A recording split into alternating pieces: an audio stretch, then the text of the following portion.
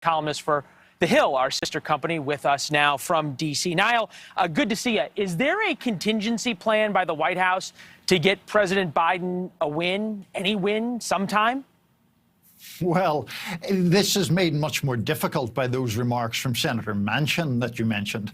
There are two competing things here, Leland. There's the domestic agenda, which is obviously imperiled by these Democratic divisions, and there's the overseas trip at which the aspirations have been just that. They have been rather vague things that might happen or that we hope happen, rather than being particularly concrete.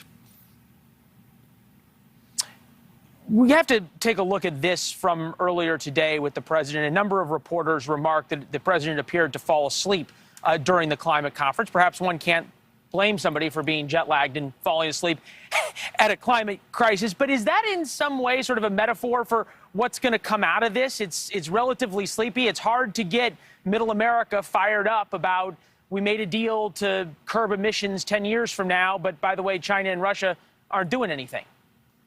Yeah, I think it's very difficult to get middle America fired up about foreign affairs generally, but particularly when it's something as long-standing as climate change. It is an issue that matters to young voters, but the kind of thing that we're hearing here is pretty vague or pretty minor. It's things like countries will commit themselves not to fund coal-powered power plants in other nations. That's not going to get anybody terribly excited. Now, as for President Biden, I mean, who among us hasn't felt like nodding off during a speech at some point? I think he might get a bit of a pass on that.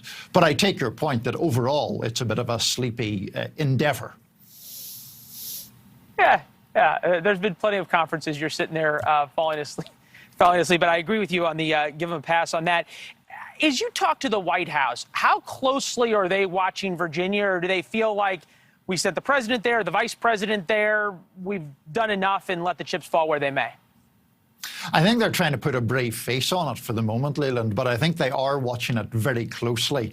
If Terry McAuliffe were to lose Virginia, a state that President Biden carried by 10 points last year, that would be very bad news, not just because it would speak to President Biden's eroding poll ratings, but because it would have a whole cascade of damaging effects. It would make Democrats more likely to retire from the House. It would mean Republicans were on course to take control of Congress next year. And it would even make it more difficult for President Biden to corral Democrats to his agenda. So whatever the White House may say publicly, they're keeping a very close eye on what happens.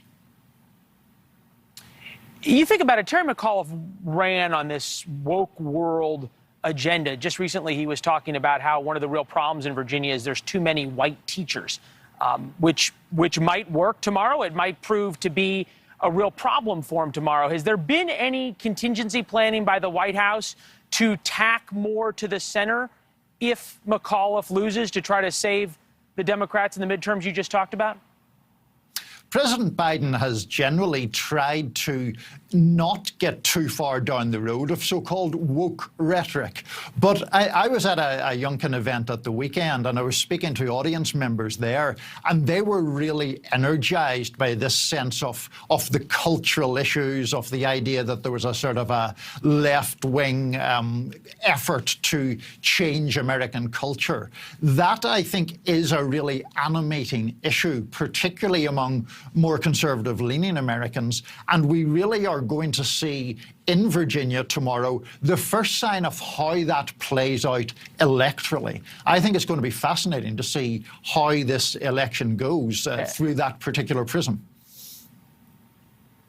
Yeah, you said the same word that I said when I walked out of a Youngkin rally, which was energy, and you walked out of a Terry McAuliffe rally, at least I did earlier today, and came away with sleepy is probably the primary adjective. Niall, good chat, and thank you, my friend. Excellent analysis. Thanks, Massive change from last year. Thanks for watching. Click the red subscribe button below so you can get more of NewsNation's fact-driven, unbiased coverage.